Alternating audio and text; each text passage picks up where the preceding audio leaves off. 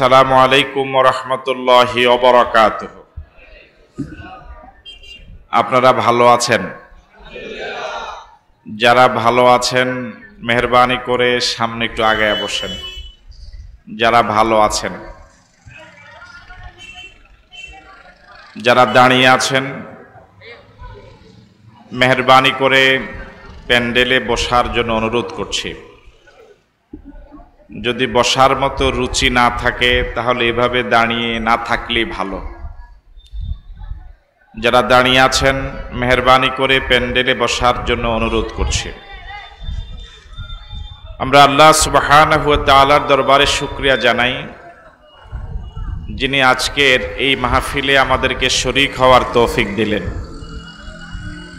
এজন্য মালিকের দরবারে শুকরিয়া আদায় করছি। আমরা সকলে পড়ছি আলহামদুলিল্লাহ। রাসূল করিম সাল্লাল্লাহু আলাইহি ওয়াসাল্লামের প্রতি দরুদ, যিনি আমাদের প্রিয় নবী, সে নবীর প্রতি আমরা সকলেই পড়ছি সাল্লাল্লাহু আলাইহি ওয়াসাল্লাম। শুহাদায়ে কেরামদের আত্মার মাগফিরাত কামনা করছি। দ্বীনের জন্য যারা জীবন দিলেন, মাজলুম হয়ে কবরে গেলেন, ফরিয়াদ করছি মালিক তুমি তাদের সকলকে শহীদ হিসেবে কবুল করো। 52 সনে ভাষার জন্য যারা জীবন দিলেন, একটু দূরে নিয়ে যান অথবা কাছে যান। ইমানদার অবস্থা যারা কবরে গেলেন, আল্লাহ রাব্বুল আলামিন তাদেরকে জান্নাতের মেহমান করুক। 1971 সনে দেশ মাতৃকার স্বাধীনতার সংগ্রামে মহান মুক্তিযুদ্ধে অংশগ্রহণ করে জীবন দিয়ে প্রিয় দেশ যারা স্বাধীন করে গেলেন, আজাদ করে গেলেন, জাতির সূর্য সন্তান বীর মুক্তিযোদ্ধা ইমানদার অবস্থা যারা কবরে গেলেন, ঈমান নিয়ে যারা কবরে গেলেন, আল্লাহ রাব্বুল আলামিন তাদেরকে শহীদ হিসেবে কবুল করুক। এখনো যে সকল বীর মুক্তিযোদ্ধা ভাইরা জীবিত আছেন, আল্লাহ রাব্বুল আলামিন তাদের সহ আমাদের সকলকে ইসলামের জন্য কবুল করুক। সম্মানিত দ্বীনী ভাইরা, এ মাস রবিউল আউয়াল মাস। কোন মাস? ইংরেজি না বাংলা? অনেকেই তো বলেন না, এই ভাই মোটেই বলেন। রবিউল আউয়াল এটা ইংরেজি মাসের নাম না বাংলা মাসের নাম? এই মাস নবীর উম্মতদের কাছে এক গুরুত্বপূর্ণ মাস। এই মাসে রাসূল করিম সাল্লাল্লাহু আলাইহি ওয়াসাল্লাম দুনিয়াতে এসেছেন, আবার এই মাসেই তিনি দুনিয়া থেকে বিদায় নিয়েছেন।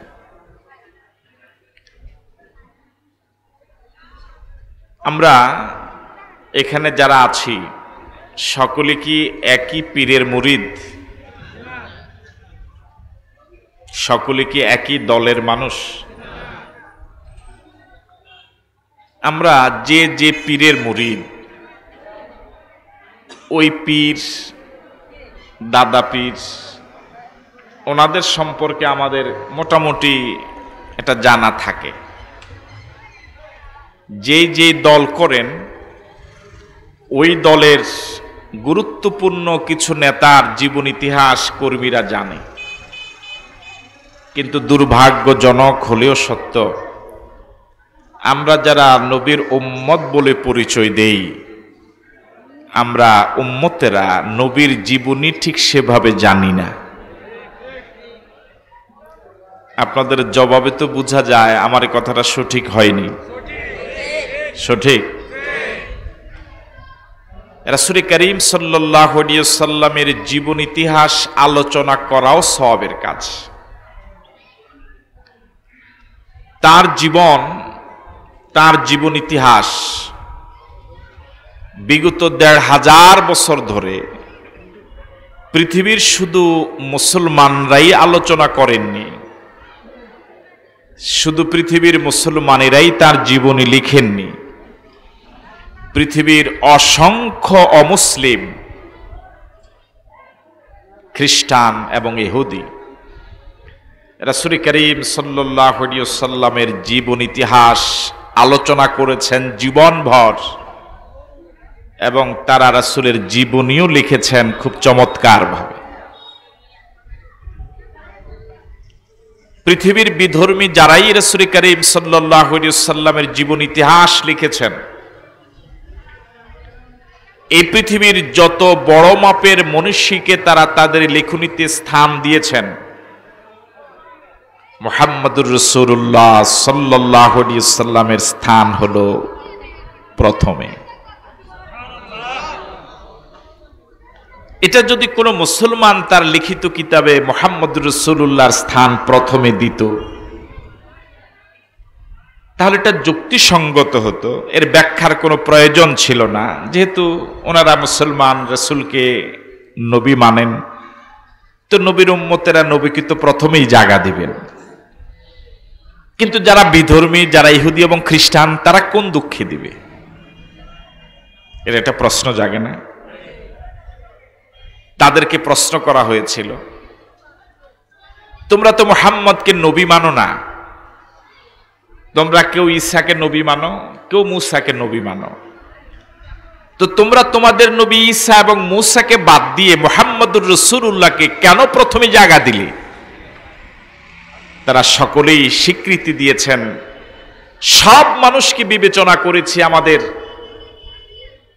মেধা দিয়ে যাচাই করেছি, আমরা সর্বশেষ সিদ্ধান্ত নিয়েছি মুহাম্মদুর রাসূলুল্লাহ ছাড়া এই জায়গায় আর কেউ আসতে পারে না।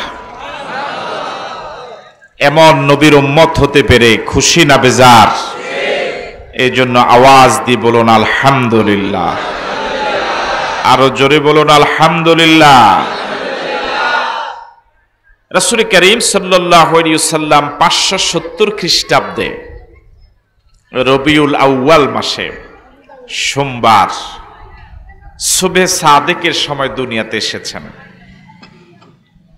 এমন একটা সময় রব্বুল আলামিন রাসূলকে দুনিয়া পাঠালেন যেটা না দিন না রাত। রাসূল করিম সাল্লাল্লাহু আলাইহি ওয়াসাল্লাম দুনিয়াতে বেঁচে ছিলেন, দুনিয়াতে ছিলেন 63 বৎসর। কত বৎসর? জন্ম থেকে ইন্তেকাল পর্যন্ত কত বৎসর? আপনারা যদি সহযোগিতা করেন, মনোযোগী হন, আল্লাহ সুবহানাহু ওয়া তাআলা যদি তৌফিক এনায়েত করেন, আমরা অল্প সময়ে রাসূলের টোটাল জীবনটা সংক্ষিপ্তভাবে উপস্থাপন করার চেষ্টা করব ইনশাআল্লাহ।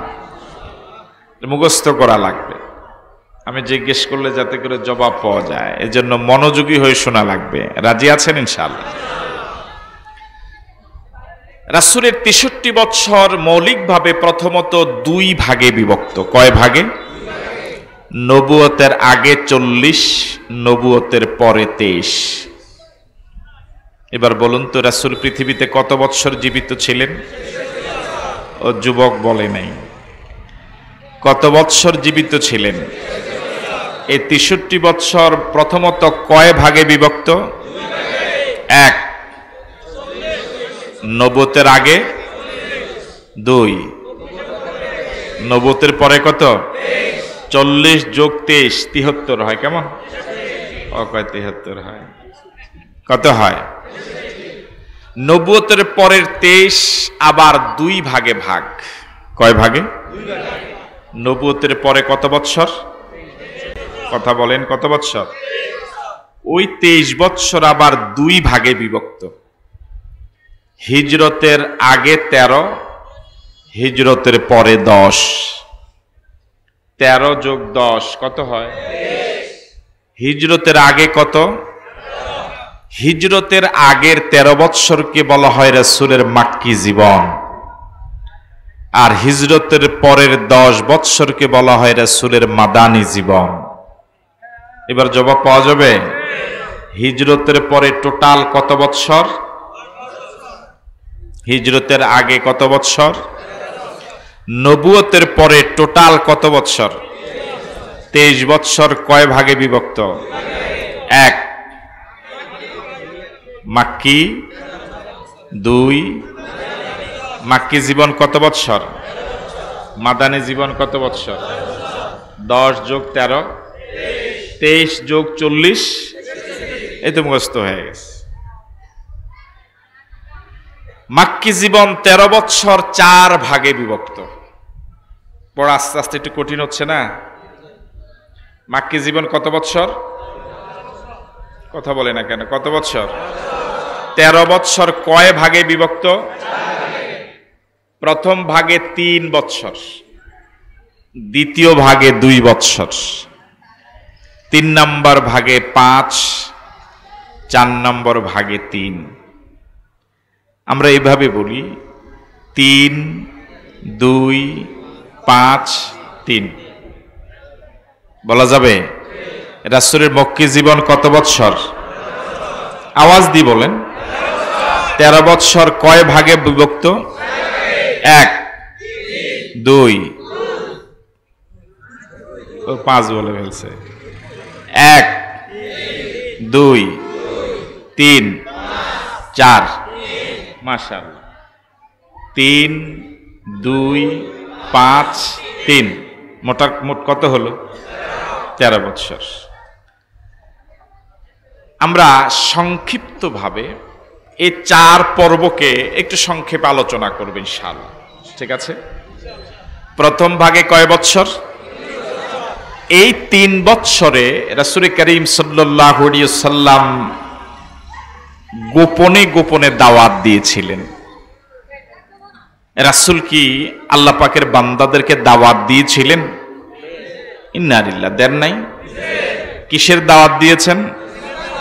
কার দিকে দাওয়াত দিয়েছেন?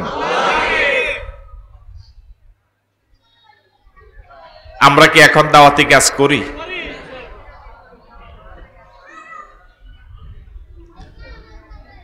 রাসূল করিম সাল্লাল্লাহু আলাইহি ওয়াসাল্লাম প্রথম 3 বৎসরে, নবুয়ত প্রাপ্তির পরবর্তী 3 বৎসরে দাওয়াতি কাজ করেছেন একেবারেই, কথা বলেন, প্রকাশ্যে না গোপনে? কেন গোপনে কাজ করেছেন? তখনও প্রকাশ্যে দাওয়াত দেওয়ার ব্যাপারে আল্লাহ পাক বলেননি। এই 3 বৎসরে রাসূল করিম সাল্লাল্লাহু আলাইহি ওয়াসাল্লাম এত সংগোপনে দাওয়াত দিয়েছেন, তখন ইমানদারের সংখ্যা হাতে গোনা কয়েকজন ছিল। 1, খাদিজাতুল কুবরা রাদিয়াল্লাহু তাআলা আনহা। পুরুষের মাঝে হযরত আবু বকর সিদ্দিক রাদিয়াল্লাহু তাআলা আনহু। কিশোরদের মাঝে হযরত আলী রাদিয়াল্লাহু তাআলা আনহু। শ্রমজীবী মানুষের প্রতিনিধি হযরত যায়েদ। এই মাত্র কয়েকজন ঈমান আনছে। এই সময়ে গোপনে দাওয়াত দেওয়ার কারণে বিরোধিতাটাও ছিল প্রাথমিক পর্যায়ে। মনোযোগ আছে আপনাদের? দাওয়াতি কাজ প্রকাশ্যে না গোপনে? বিরোধিতা একেবারেই কম। ওই 3 বৎসরে বিরোধিতাটা মারাত্মক আকার ধারণ করে নাই। ওই 3 বৎসরে বিরোধিতাটা ছিল মৌখিকভাবে ঠাট্টা করা, মস্কারা করা, তিরস্কার করা, ব্যঙ্গ করা, নাক ছিটকানো। এই পরিভাষাগুলো কি বুঝেন? তিরস্কার, মস্কারা, ঠাট্টা, নাক ছিটকানো, এগুলো কি বুঝেন? ওই 3 বৎসরে প্রকাশ্যে কোনো বিরোধিতা হয়নি, জোরালো কোনো প্রতিবাদ হয়নি। প্রতিবাদটা ছিল একেবারে প্রাথমিক পর্যায়ে। এটা নিয়ম। আপনি যদি আমরে বিল মারুফ না করেন, নেহি আনিল মুনকার না করেন, গোপনে গোপনে ইবাদত বন্দেগী করেন, সমাজের সবাই আপনাকে ভালো জানবে। একজনে বলছে আলহামদুলিল্লাহ। উনি যদি না বলতো উপায় ছিল না আমার। আপনি মসজিদে রেগুলার যাতায়াত করেন, 5 ওয়াক্ত জামাতের সাথে পড়েন, ইশরাক, আওয়াবিন, চাষ, তাহাজ্জুদ সব আমল করেন, আপনাকে সবাই ভালো জানে। এভাবে কয়েক বছর আপনি ইবাদত বন্দেগী করেন, এলাকার তেমন কোনো বিরোধিতা নাই। এভাবে 5-7 বছর পরে হঠাৎ আপনার মনে হলো যে প্রতিদিন মসজিদে আসি, দোকানের সামনে অনেকগুলো যুবক বসে থাকে, ওদেরকেও তো নামাজের কথা বলা দরকার। একদিন আসার সময় যদি যুবকদেরকে বলেন, বাবা চলো নামাজে যাই, যে যুবকেরা আপনাকে আগে মহাব্বত করতো, এখন কি মহাব্বত আগের মানে থাকবে? কথা বলেন না কেন? আপনি মসজিদে আসার পথে দেখলেন একটা দোকানে টিভি চলে, গান চলে, নাচ চলে। আপনি এই দোকানদারকে বললেন যে নামাজের সময় টিভি চালানো যাবে না, টিভি বন্ধ করো। এই দোকানদার আগে আপনাকে চা খাওয়াতো, টাকা নিত না, কিন্তু এদিন এই কথা বলার পরে এখন ফ্রি চা পাওয়া তো দূরের কথা, টাকা দিয়েও যদি চা খেতে চান ও অর্ডার দিলে যথাসময়ে পাওয়া যাবে না। আপনারা কি আমার সাথে একমত? বুঝে শুনে একমত? এটা দুনিয়ার নিয়ম। রাসূল করিম সাল্লাল্লাহু আলাইহি ওয়াসাল্লাম নবুয়ত প্রাপ্তির প্রথম 3 বছরে গোপনে গোপনে দাওয়াত দেওয়ার সময় বিরোধিতাটাও ছিল প্রাথমিক পর্যায়ে।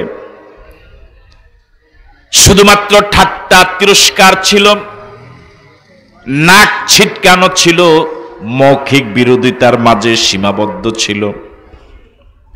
এই সময় আল্লাহ রাব্বুল আলামিন একজন দাঈ ইলাল্লাহর যে বৈশিষ্ট্যগুলো থাকা দরকার সেই গুণাবলী সম্বলিত সূরা মুদ্দাসসির এবং সূরা মুজাম্মিল নাজিল করে রাসূলকে প্রস্তুত করছেন ময়দানে দাওয়াত প্রকাশ্য রূপ দেওয়ার জন্য। সুবহানাল্লাহ।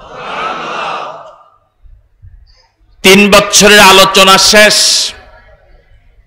এবার কয় বছর? মোট কয় ভাগ? কয় ভাগ গেল? 2 ভাগ গেছে গা। এখন আমরা কোন ভাগে ঢুকবো? এই ভাগে কয় বছর? এই দ্বিতীয় পর্বে রাসূল করিম সাল্লাল্লাহু আলাইহি ওয়াসাল্লাম দাওয়াতি কাজকে আর গোপনে রাখেন নাই, প্রকাশ্য রূপ দিয়েছিলেন। প্রকাশ্য রূপ দেওয়ার রেজাল্ট যা হওয়ার তাই হলো। এতদিন গোপনে দাওয়াত দিয়েছিলেন, বিরোধিতাটা ছিল প্রাথমিক পর্যায়ে, এখন প্রকাশ্যে দাওয়াত দেওয়ার কারণে বিরোধিতাও প্রকাশ্য রূপ লাভ করলো। প্রচন্ড বিরোধিতা শুরু হলো। এতদিন পর্যন্ত মৌখিকভাবে যারা বিরোধিতা করেছিল, এখন তারা সাহাবায়ে কেরাম, গরিব যারা, অসহায় যারা, তাদের গায়ে হাত তোলা শুরু করলো। গরিবদের আগেও যেমন দুরবস্থা ছিল, এখনো গরিবদের দুরবস্থা আগের মতোই রয়ে গেল। গরিবদের কোনো দাম কারো কাছেই নাই। কথা বলে ঠিক নয়? একটা গরিব মানুষ, অসহায় মানুষ, টাকার তেমন কোনো জোর নাই। এই লোকটা যদি নিরপরাধ হয়, তার গায়ে সমাজের ধনী মানুষেরা হাত তুলতে দ্বিধা করে না। ঠিক কিনা? এই ব্যক্তি অপরাধ করে নাই, এটা শোনার আগ্রহ কারো থাকে না, বরং কথা ও শোনার আগে তার গায়ে আক্রমণ শুরু হয়ে যায়। কিন্তু আরেকটা লোক চরম অপরাধ করেছে, অপরাধের ভিতরে তার জীবন গড়ে ওঠা, এমন কোন অপরাধ নাই যা সে জীবনে করে না, কিন্তু টাকার জোর আছে। এই লোকটার গায়ে হাত তোলা তো দূরের কথা, অপরাধ করেছে কিনা এটা জিজ্ঞেস করার সাহস সমাজের লোকদের হয় না। আসতে বলেন, মাইর আসতে পারে, আসতে বলে। কথা কি সঠিক? গরিবদের তেমন কোন দাম পৃথিবীর কোন সমাজে নাই। ধনীরা মনে করে গরিবেরা পৃথিবীতে বসবাসের যোগ্যতাই রাখে না। কোন ভালো মেহমানদারিতে গরিবদের জন্য কোনো চেয়ার টেবিলের ব্যবস্থা থাকে না। বিয়ের অনুষ্ঠানে নিজের আপনজনদের মাঝেও যদি কেউ গরিব থাকে, সে দাওয়াত পায় না। ঠিক কিনা? নিজের মেয়ের বিয়ে, নিজের ছেলের বিয়ে, নিজের বংশের আপনজন যারা, শুধু ধনী ধনী দেখেই দাওয়াতি কার্ড বিতরণ করা হয়। নিজের আপনজন গরিব মানুষ, সে দাওয়াত পায় না। এই গরিবদের দুরবস্থা রাসূলের যুগেও ছিল। যে সকল সাহাবায়ে কেরাম রিদওয়ানুল্লাহি তাআলা আলাইহিম আজমাইন গরিব ছিলেন, মক্কার কাফের এবং মুশরিকরা প্রচন্ড জুলুম এবং নির্যাতন তাদের উপরে চালিয়েছে। এমন জুলুম নির্যাতন পৃথিবীতে কোনো মানুষকে করে না। সাহাবায়ে কেরাম এই জুলুম এবং নির্যাতনের একটা পর্যায়ে আল্লাহর নবীর কাছে আরজ করলেন, ইয়া রাসূলুল্লাহ, ওদের অত্যাচারে বাহিরেও যেতে পারি না, কথাও বলতে পারি না, নিজের ঘরেও থাকতে পারি না। ওরা পারে না যে আমার নিজের ঘর থেকে ধরে এনে আমাকে মেরে ফেলে। এই অবস্থা এখনো পৃথিবীর মাজলুম মুসলমানদের উপরে চলে, ঠিক নয়? যে নবীর কাছে তারা আরজ করলেন, তিনিও মক্কার কোন ক্ষমতাবান লোক ব্যক্তি নন, রাষ্ট্র ক্ষমতা তার হাতে নেই, জনবল নাই, অর্থবল নাই। ওই মাজলুম সাহাবায়ে কেরামের পক্ষে কোনো ব্যবস্থাপনা নিবেন সে অবস্থাও তার নাই, তিনি নিজেও মাজলুম। সাহাবায়ে কেরাম মাজলুম যারা, রাসূল তাদেরকে একটা পরামর্শ দিলেন। নবুয়তের ৫ম বৎসরে, আগে গেল ৩, এখন হলো ২ এর শেষ বৎসরে, মনে আছে আপনাদের? আল্লাহর নবী পরামর্শ দিলেন, আমি নিজে অবজার্ভ করছি মক্কার আবহাওয়া তোমাদের কেন যেন বিরোধী হয়ে গেল, মক্কার আলো বাতাস তোমাদের কাছে বৈরী হয়ে গেল। তোমাদের যদি মন চায়, আমি যতটুকু জানি আবিসিনিয়া নামক একটা দেশ আছে, ওই দেশে একজন বাদশা আছে যার নাম নাজ্জাশী। আমার কাছে যতটুকু তথ্য, বাদশা নাজ্জাশী অনেক ভালো মানুষ।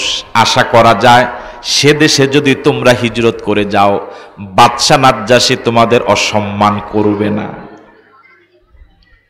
এখানে আল্লাহু আকবার বলা যায় না? আলহামদুলিল্লাহ বলা যায় না? সাহাবায়ে কেরাম রাসূলের তথ্য পেয়ে আবিসিনিয়া হিজরত করা শুরু করলেন। আল্লাহু আকবার বলবেন না? হিজরত শব্দটা শুনতে যত সহজ, বলা যত সহজ, কিন্তু হিজরতের আমল করা এত সহজ না। 5 ওয়াক্ত নামাজ পড়া সহজ, তাও তো পড়ি না, কথা বলে না, ঠিক কিনা? তাহাজ্জুদ পড়া 5 ওয়াক্ত থেকে একটু কঠিন, কিন্তু হিজরতের মতো কঠিন না। হিজরত মানে নিজের সাজানো বাড়ি, নিজের সাজানো ঘর, নিজের সাজানো জায়গা জমিন, ফল ফলাদি, নিজের সাজানো ব্যবসা বাণিজ্য, চাকরি বাকরি, এই সাজানো সুন্দর সংসারটা সব ছেড়ে দিয়ে নিরুদ্দেশের উদ্দেশ্যে পাড়ি জমানো, যেখানে ঘর নাই, বাড়ি নাই, জায়গা জমিন নাই, কার কাছে আশ্রয় পাবো, কে খাওয়াবে, কোনো কিছুই জানা নাই। এরকম সব কিছু ছেড়ে দিয়ে এরকম হিজরত করা কি অত সহজ? এখানে আমি সহ হিজরতের আমল করার মতো কয়জন পাওয়া যাবে? তো কথা বলে না কেন? আমি মনে বুঝাতে পারিনি। যদি বলা হয়, প্রয়োজন হয়, যদি দেশের এমন পরিস্থিতি হয় যে হিজরতি একটা আমল, এটা করা লাগবে, আমি সহ এই হিজরতের এই আমলটা করার মতো কয়জন আল্লাহর বান্দা পাওয়া যাবে? আপনাদের মাঝে হয়তো পাওয়া যেতে পারে, আমারে পাওয়া যাবে। সাহাবায়ে কেরাম সব হারালেন, কিন্তু ঈমান হারালেন না। প্রথম দফায় আবিসিনিয়া হিজরত করে গেলেন 15 জন। কয়জন? এর মাঝে 11 জন পুরুষ, 4 জন মহিলা। সুবহানাল্লাহ বললেন? সর্বপ্রথম মুহাজিরদের দলে 4 জন মহিলা ছিলেন। আল্লাহু আকবার। এর কিছুদিন পরে আবার কিছু লোক হিজরত করে গেলেন আবিসিনিয়ায়, 2 দফা গেলেন। এই 2 দফার সম্মিলিত যোগ সংখ্যা হলো 101 জন। কয়জন? এবার বলুন তো, মক্কা থেকে আবিসিনিয়া হিজরত করে গেলেন কয় দফা? মোট কত জন? প্রথম দফায় কয়জন? এর মাঝে পুরুষ কয়জন? 11। মহিলা কয়জন? আবিসিনিয়া হিজরত করে 2 দফায় গেলেন 101 জন। আর মক্কায় আল্লাহর নবীর সাথে রয়ে গেলেন মাত্র 40 জন। কয়জন? এই 5 বছর দাওয়াতি কাজের রেজাল্ট হলো, প্রথম 3 বছর গোপনে গোপনে দ্বিতীয় 2 বছর প্রকাশ্যে, এই 5 বছর দাওয়াতি কাজের রেজাল্ট হলো মাত্র 140-42 জন ইমানদার। আল্লাহু আকবার বলবেন। আবিসিনিয়ায় কয়জন? মক্কায় রয়ে গেলেন কয়জন? তখন মক্কার শহরটা ছিল মফস্বল একটা শহর, হাতে গোনা। আপনাদের এই দেশে কি হিস্সা বলে? হিস্সা একটা বাড়িতে যদি 4 দিকে ঘর থাকে উঠানের, কি বলে? এটা তো দক্ষিণ নাকি পূর্ব? এটা দক্ষিণ দিকের ঘরকে কি ঘর বলে? কোন হিস্সা বলে? এরকম বলে না নোয়াখালীতে? উত্তর হিস্সা, পূর্ব হিস্সা এরকম বলে না? তো হাতে গোনা কয়েকটা বসতির নিয়ে মক্কার ঘর। 101 জন যদি চলে যায় এ ছোট্ট মফস্বল শহর থেকে, হিসেব করে দেখা গেল যে প্রায় প্রতি বাড়ি থেকেই 2-1 জন। বুঝেন নাই? এই 101 জন চলে যাওয়ার কারণে যারা রয়ে গেল, যে জালেমদের অত্যাচারে এরা দেশ ছাড়লেন, এই জালেমদের মাঝে 2 ধরনের প্রতিক্রিয়া হলো। কয় ধরনের?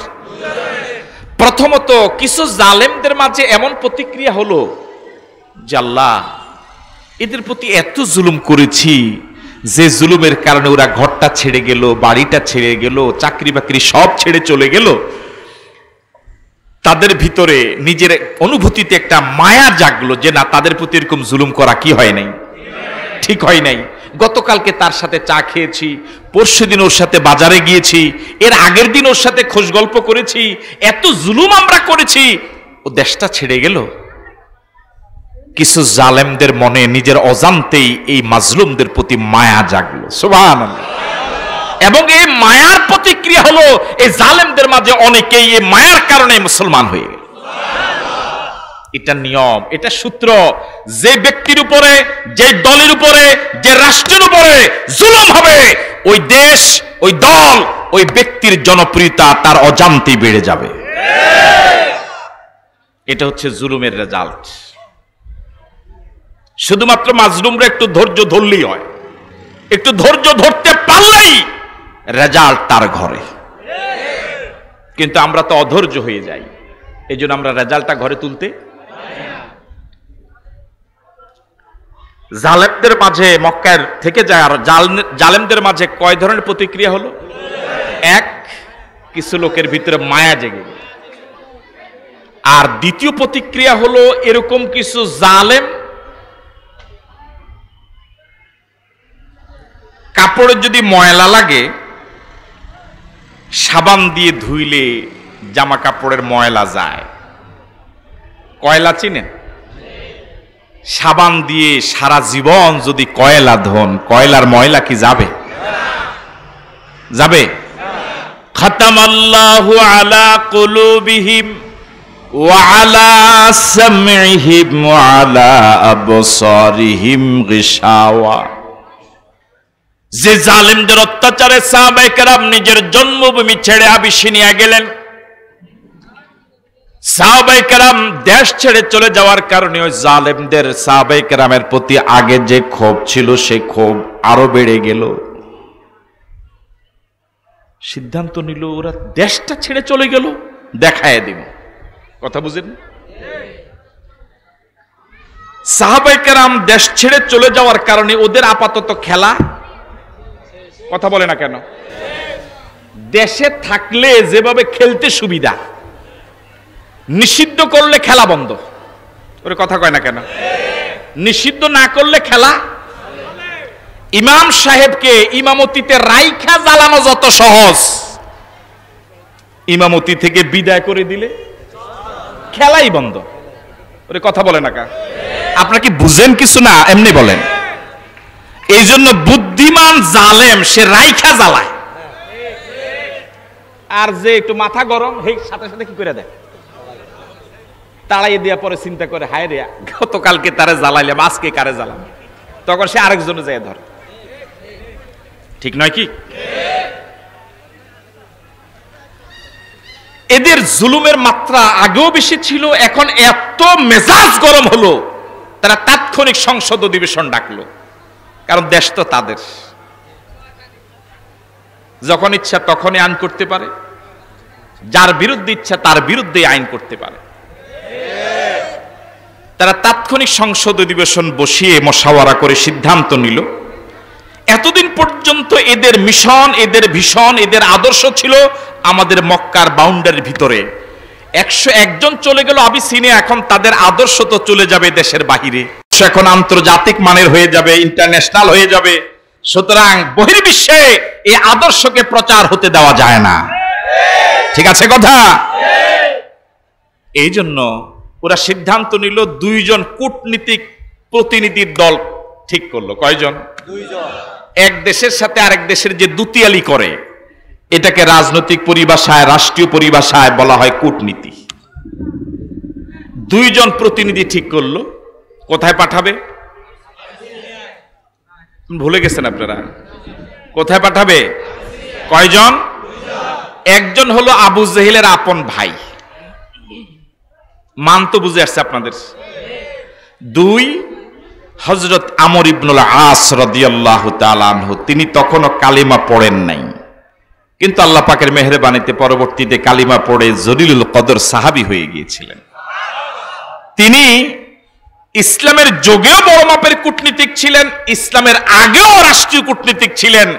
এই কারণে মক্কার কাফের এবং মুশরিকরা আবিসিনিয়ার যে 2 জন পাঠিয়েছিল, তার মাঝে একজন ছিলেন হযরত আমর ইবনুল আস রাদিয়াল্লাহু তাআলা। 2 জন চলে গেল, যাওয়ার সময় মোটা অঙ্কের হাদিয়া নিয়ে গেল। কার জন্য? এটাকে হাদিয়া বলা ঠিক হবে না ঘুষ বলা যাবে? হাদিয়া বলা যাবে? কি বলতে হবে? ঘুষ। এই পৃথিবীতে মানুষ নষ্ট হয়েছে ক্ষমতার কারণে, এই পৃথিবীতে মানুষ নষ্ট হয়েছে নারীর কারণে, এই পৃথিবীতে মানুষ ধ্বংস হয়েছে টাকার কারণে। কিন্তু আমার মন বলে ক্ষমতা এবং নারী পৃথিবীর এত মানুষকে ধ্বংস করতে পারে নাই, টাকা যত মানুষকে ধ্বংস করেছে। কি আলেম ওলামা বলেন, কি বক্তা বলেন, কি সাধারণ জনগণ বলেন, ওই 2 জন চলে গেলেন আবিসিনিয়ায়। বাদশাকে মোটা অঙ্কের ঘুষ উপহার দেওয়া হলো। এবার ওই 2 জনের পক্ষ থেকে নিজের পরিচয় পেশ করার পরে মাজলুম 101 জন, তার দেশে যারা আশ্রয় নিয়েছিলেন তাদের ব্যাপারে এবার বলা শুরু করেছে। আমি ওর বক্তব্যটা বলার আগে আপনাদের কাছে জিজ্ঞেস করি, এই 2 জন মাজলুম 101 জনের বিরুদ্ধে বাদশার কাছে যা বলবে কত % সত্য বলবে? সত্য না মিথ্যা বলবে? শুরুই করবে কি দিয়ে? শুরুই করলো এই দিয়ে, যারা আমাদের দেশে জঙ্গি, এরা আমাদের দেশের দেশ বিরোধী ছিল, সুতরাং আমাদের দেশ নষ্ট করে এরা আমাদের দেশে যা থাকতে পারে নাই, এখন ওরা আপনাদের দেশকে ধ্বংস করবে। এই দল যার লগে লাগে হেডারে খায়, এরা যেই দেশে যাইব এই দেশে শেষ করবে। সুতরাং আমরা আপনার হিতাকাঙ্ক্ষী, আপনার শুভকামনা করি, আল্লাহ আপনার কল্যাণকামী, আমরা আপনারই জন। না হলে কি এত মোটা অঙ্কের হাদিয়া কি আপনার জন্য আনতাম? আমরা আপনার হিতাকাঙ্ক্ষী পরামর্শ দেই, ওরা নষ্ট করছে, আমাদের দেশটাই নষ্ট করুক, আপনার দেশটা। সুতরাং আমাদের প্রস্তাব হলো, আমাদের হাতে 101 জনকে তুলে দেন, আমরা এদেরকে দেশে নিয়ে যাই। মাঠে আছেন আপনারা? আবিসিনিয়ার বাদশা নাজ্জাশী এই 2 জন কূটনীতিকের পরামর্শ শোনার পর 101 জনকে দরবারে ডাকলেন।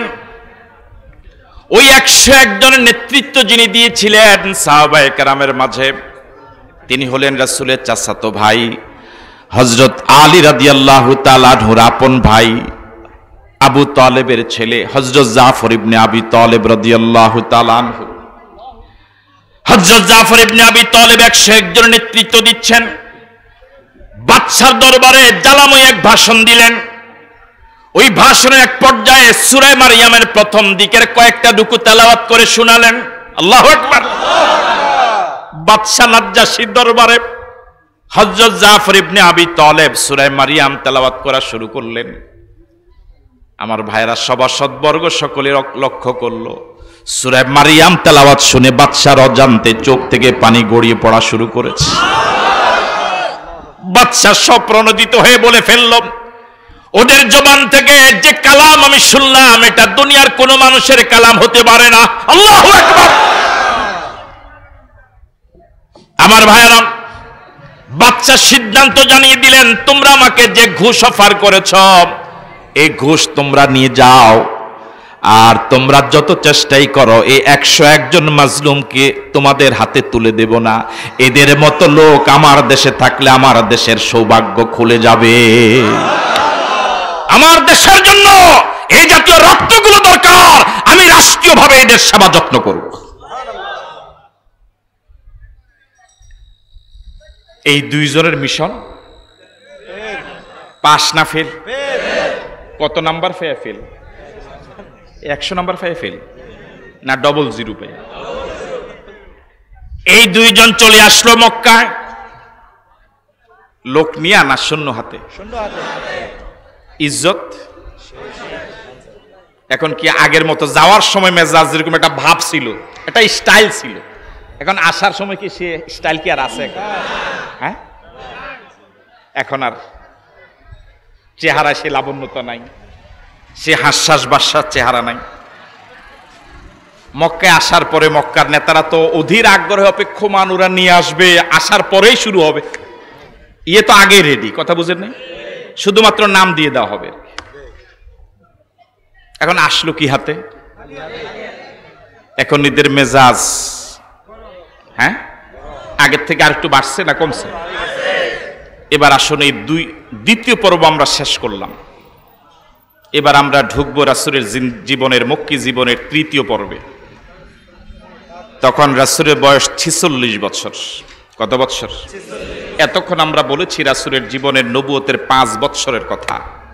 এখন রাসূলের বয়স কত? জোরে বলেন। মক্কি জিন্দেগীর 4 পর্বের কোন পর্ব? এই পর্বে কয় বছর? এই পর্বে জুলুম নির্যাতন এমন চরম আকার ধারণ করল, শুধু সাহাবায়ে কেরাম নন, আল্লাহর নবীর জন্যও মক্কার আলো বাতাস কেন যেন বৈরী হয়ে গেল। শুধু সাহাবায়ে কেরাম নন, এই 5 বছরে রাসূল করিম সাল্লাল্লাহু আলাইহি ওয়াসাল্লামের জন্য পুরা মক্কা অসহনীয় হয়ে গেল। মক্কার কাফের এবং মুশরিকরা এমন কোন নির্যাতন নাই, এমন কোন জুলুম নাই যে জুলুম সাহাবায়ে কেরামের উপর তারা প্রয়োগ করে নাই। এমন কোন গালিগালাজ নাই, এমন কোন অত্যাচার নাই যে অত্যাচার সাহাবায়ে কেরামের উপর ওরা প্রয়োগ করে নাই। যত নির্যাতন করে, যত অত্যাচার করে, যত হামলা মামলা ওরা চালান, সাহাবায়ে কেরাম তাদের ঈমান কয়েক গুণ বেড়ে যায়। আল্লাহু আকবার। এই জাতীয় জুলুম নির্যাতন যদি ঈমানবিহীন কোন মানুষের উপরে 1,00,000 ভাগের, কোটি ভাগের 1 ভাগ নির্যাতন করা হতো, ওই ব্যক্তি, ওই দল, ওই আদর্শ ছেড়ে বহু আগেই পালাতো। কিন্তু সাহাবায়ে কেরামের জীবনে ঘটল তার সম্পূর্ণ বিপরীত ঘটনা। জুলুম নির্যাতন যত বাড়ে তাদের ঈমান তত বেড়ে যায়। আল্লাহু আকবার। সর্বশেষ তারা সিদ্ধান্ত নিল, এভাবে জুলুম নির্যাতন করে ওদেরকে আর দমন করা যাবে না। আদর্শকে দমন করতে হলে বিকল্প একটা আদর্শ লাগে। আদর্শকে দমন করার জন্য পৃথিবীর বহু ডিক্টেটর চেষ্টা করেছে আইন দিয়ে, তারও একটা আইন করলো। নবুয়তের 7ম বৎসরে মুহররম মাসের 1 তারিখ রাষ্ট্রীয়ভাবে তারা আইন করে আল্লাহর নবী এবং সাহাবায়ে কেরামকে জেলে ঢুকালো। তারা সিদ্ধান্ত নিয়েছে অবরুদ্ধ জীবন যাপন করা লাগবে, স্বাধীনভাবে চলাফেরা করা যাবে না। শিয়াবে আবু তালেবের পাহাড়ের গিরিপথে রাসূল, সাহাবায়ে কেরাম, নারী পুরুষ শিশু সহ 3 বৎসর জেলে তারা অবরুদ্ধ করে রেখেছে। কয় বৎসর? 3 বৎসর। এই 3 বৎসরে আল্লাহর নবীকে হাদিয়া দেওয়া তো দূরের কথা, আল্লাহর নবী এবং সাহাবায়ে কেরাম দিনার দিরহাম দিয়ে কিছু কিনতে চাইলেও মক্কার লোকেরা বিক্রি করত না। এখন আমাদের কাছে কত প্রকার হাদিয়া আসে, কত প্রকার আমাদের সম্মান কত ভাবে আসে, কিন্তু আল্লাহর নবীর জীবনটা একটু কল্পনা করেন, কত অসহায় ছিল রাসূলের জীবন। সাহাবায়ে কেরাম গাছের পাতা খেয়ে খেয়ে জীবন যাপন করতেন। কোনো খাদ্য নাই, পানীয় নাই। ওই পাহাড়িয়া গিরিপথের আশেপাশে যে গাছগুলো ছিল, ওই গাছগুলো থেকে পাতা পেড়ে পেড়ে সাহাবায়ে কেরাম খেতেন। এভাবে 1 বছর নয়, 2 বছর নয়, তিনটি বছর সাহাবায়ে কেরাম সহ আল্লাহর নবী, নারী পুরুষ আবাল বৃদ্ধ বনিতা 3 বছর জেলে ছিলেন। কয় বছর? 3 বছর। আমার ভাইরা,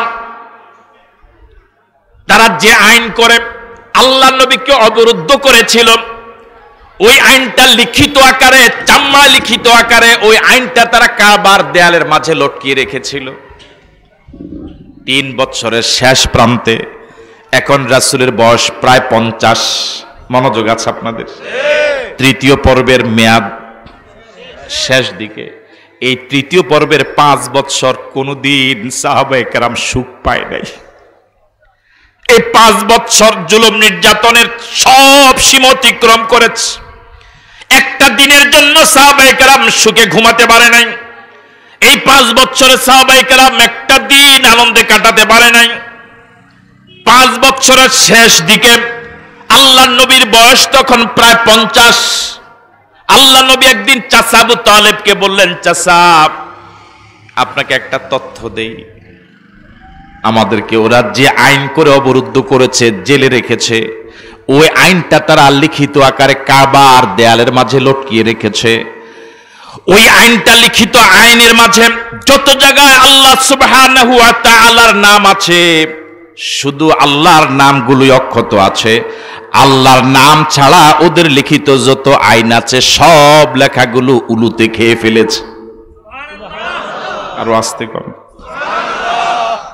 আবু তালেব বললেন, ভাতিজা মুহাম্মদ তুমি যা বলেছ সত্য বলেছ। আল্লাহ নবী বললেন, চাচা জীবনে কোনোদিন মিথ্যা কথা বলি নাই, গোটা জিন্দেগিতে কখনো মিথ্যা কথা বলি নাই। আবু তালেব চলে গেলেন মক্কার কাবার পাদদেশে। গিয়ে দেখেন কাবার পাশেই মক্কার বড় বড় কাফের এবং মুশরিকেরা খোশ গল্পে মত্ত। আবু তালেব প্রভাবশালী মানুষ, সেখানে চলে গেলেন।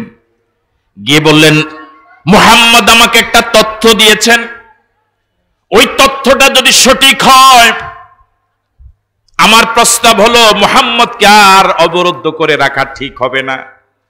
মুহাম্মদের তথ্যটা যদি ভুল হয়, আমিও তোমাদের সিদ্ধান্তের সাথে একমত। এবার মক্কার কাফের এবং মুশরিকরা জিজ্ঞেস করলেন, মুহাম্মদের দেওয়া তথ্যটা কি বলো? আবু তালেব বললেন, আমার ভাতিজা মুহাম্মদ সাল্লাল্লাহু আলাইহি ওয়াসাল্লাম বলেছেন, তোমরা যে আইন লিখিত আকারে আইন করে মুহাম্মদকে জেলে ঢুকিয়েছ, ওই আইনটা লিখিত আকারে চামড়া যখন তোমরা কাবার পাদদেশে কাবার দেয়ালে ঝুলিয়ে রেখেছ, ওই লিখিত আইনের মাঝে আল্লাহর নাম যত জায়গায় আছে শুধু আল্লাহর নামটাই অক্ষত আছে, বাকি সব লেখাগুলো উলুতে খেয়ে ফেলেছে। আমার ভাইরা, ওই সময় তার সিসি ক্যামেরার কোনো ব্যবস্থাপনা ছিল না, তদন্ত কমিটি ঘটনার প্রয়োজন ছিল না। তার কারণ হলো এই হলো কাবা, এইখানে তারা বসা, এখান থেকে উঠে গেলেই তো প্রমাণ পায়। তারা সকলে অবাক হয়ে গেল। এই তথ্যটা যাচাই করার জন্য তারা হুমড়ি খেয়ে পড়ল। কিন্তু কি অবাক করা কথা, কি অবাক করা কথা, কি অবাক করা নবী! আল্লাহর নবী এই আইনের ব্যাপারে যা বলেছেন, মক্কার কাফের এবং মুশরিকরা গিয়ে অবজার্ভ করে নিশ্চিত হলো রাসূলের দেওয়া তথ্যটা 100 সঠিক। জোরে বলেন আল্লাহু আকবার। এমন নবীর উম্মত হতে পেরে খুশি না বেজার? এই জন্য মন থেকে বলুন আলহামদুলিল্লাহ। আল্লাহ নবী জেল থেকে ছাড়া পেলেন, তখন রাসূলের বয়স 50।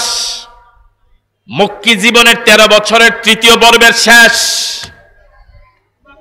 বলতে পারবেন? রাসূল জেল থেকে ছাড়া পাওয়ার 6 মাস পরে আবু তালেব ইন্তেকাল করলেন।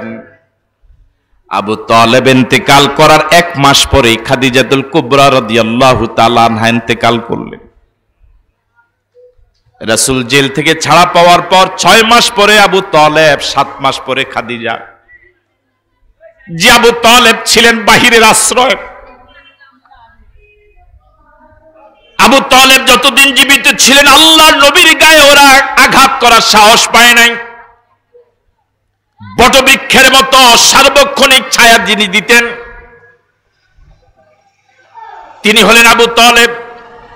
বাহিরে যত জুলুম নির্যাতন সহ্য করেছেন, ঘরে আসলে যিনি সান্ত্বনা দিতেন তিনি হলেন খাদিজাতুল কুবরা রাদিয়াল্লাহু তাআলা আনহা।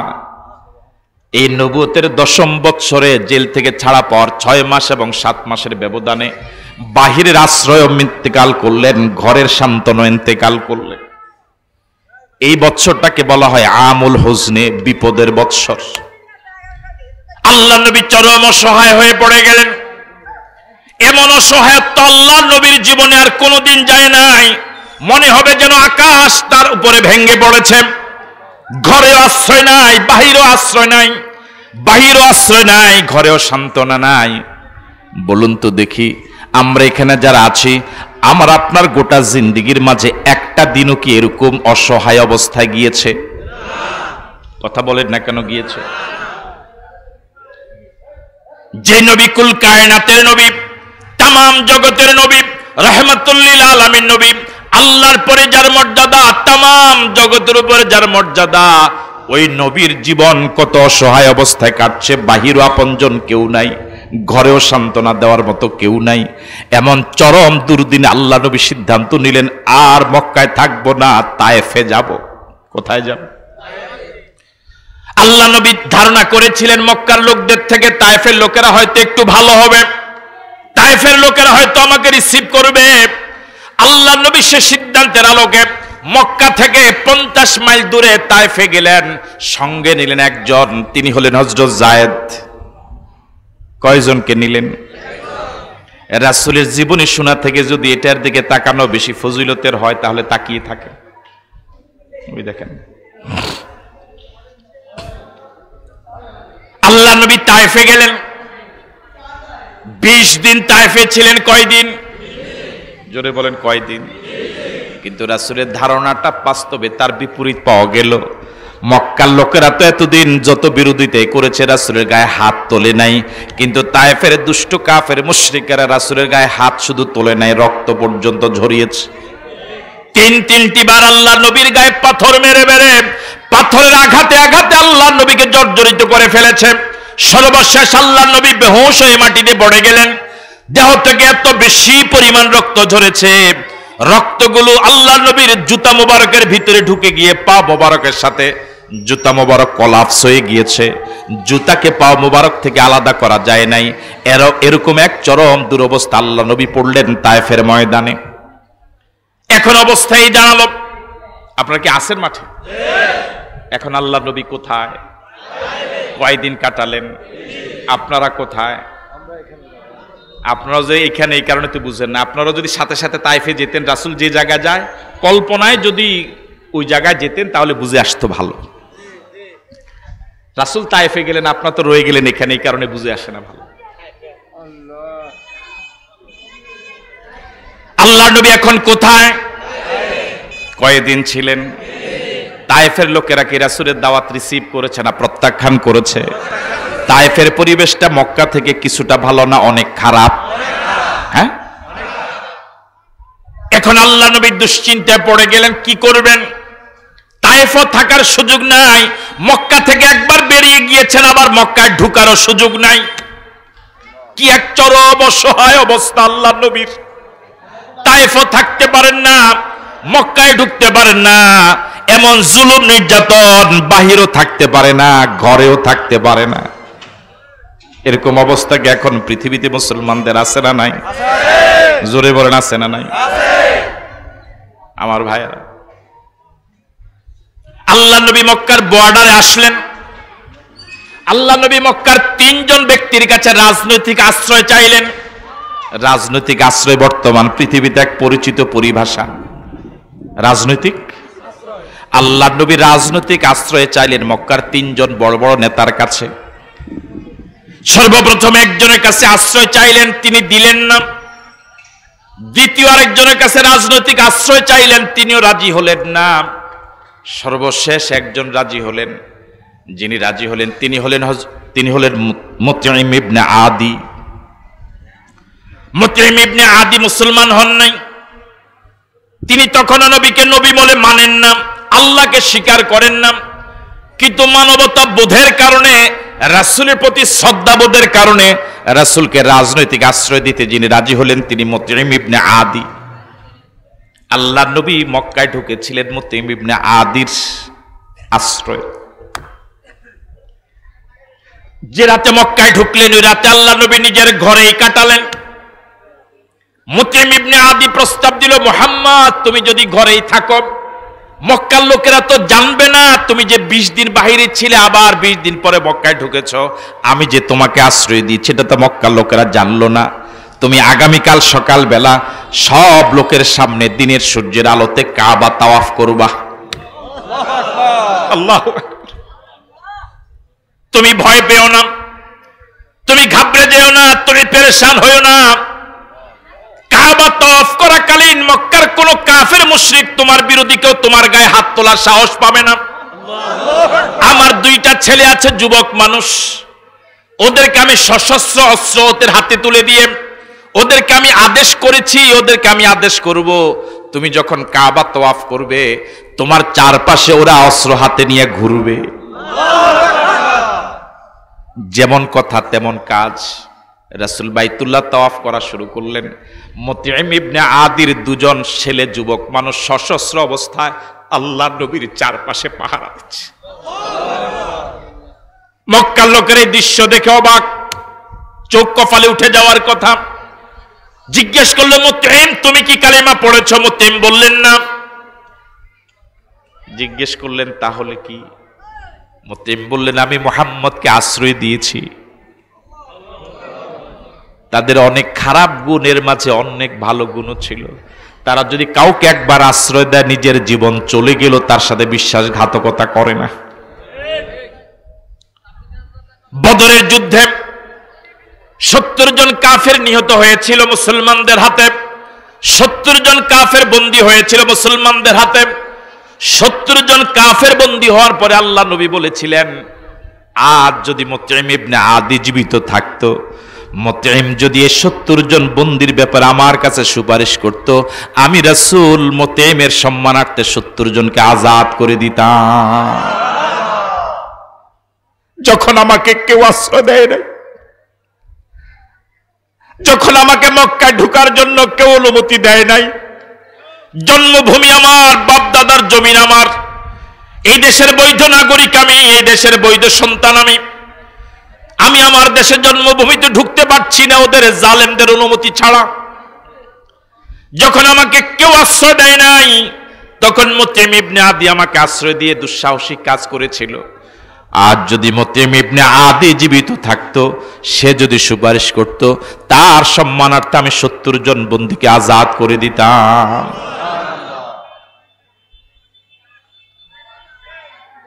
আমার ভাইয়েরা, এই হলো মক্কি জীবনের 13 বছরের 4 ভাগের 3য় ভাগ শেষ।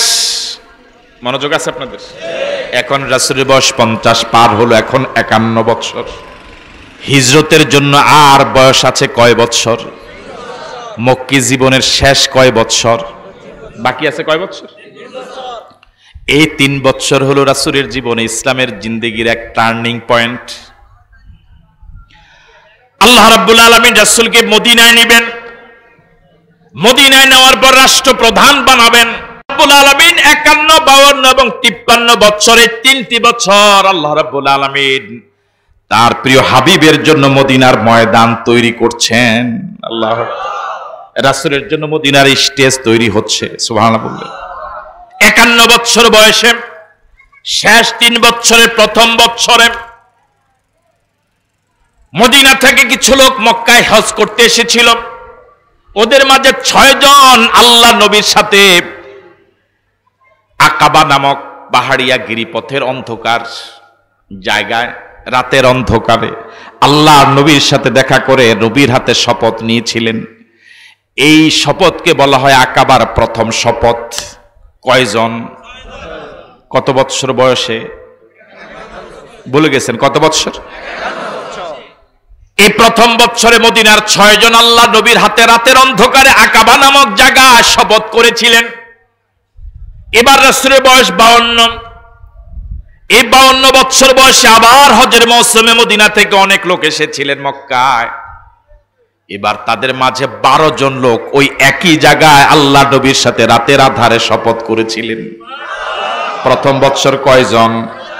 দ্বিতীয় বছর কয়জন? দ্বিতীয় বছর যে 12 জন আকাবার দ্বিতীয় শপথ যাকে বলা হয় শপথ নিয়েছিলেন, রাসূল এই 12 জনের সাথে একজন সাহাবী, মক্কার একজন সাহাবীকে মদিনায় তাদের সাথে দিয়ে দিলেন। তার নাম হলো মুসআব রাদিয়াল্লাহু তাআলা আনহু। আমার ভাইয়েরা, ওই 12 জনের সাথে একজন সাহাবী গেলেন মদিনায়। তার দায়িত্ব ছিল ওই মুসলমানদেরকে ইসলাম শিখাবে, দ্বীন শিখাবে, দাওয়াতি কাজ করবে। আমার ভাইয়েরা, 1 বছর পরে আল্লাহ নবী মদিনায় যাবেন। এই 52 বছর বয়সে আকাবার দ্বিতীয় শপথের বছরে আল্লাহ রাব্বুল আলামিন রাসূলকে মেরাজে নিয়ে গেলেন। আরো জোরে কোন, রাসূল কোথায় গেলেন? কত বছর বয়সে? হিজরতের কত বছর আগে? আমার ভাইয়েরা, কিছুদিন পরে 1-1.5 বছর পরে আল্লাহ নবী মদিনায় যাবেন, রাষ্ট্রপ্রধান হবেন। কিভাবে রাষ্ট্র চালাতে হবে এই জন্য কিছু নীতিমালার প্রয়োজন আছে। এই জন্য আল্লাহ রাব্বুল আলামিন মেরাজে নিয়ে রাসূল করিম সাল্লাল্লাহু আলাইহি সাল্লামকে সে প্রশিক্ষণ দিলেন, সূরা ইসরা উপহার দিলেন, আর সূরা বনী ইসরাঈলের ভিতরে 14 দফা রাষ্ট্র পরিচালনার নীতিমালা দিলেন। সুবহানাল্লাহ। রাষ্ট্র পরিচালনার জন্য 14 দফা নীতিমালা রয়েছে সূরা ইসরাতে।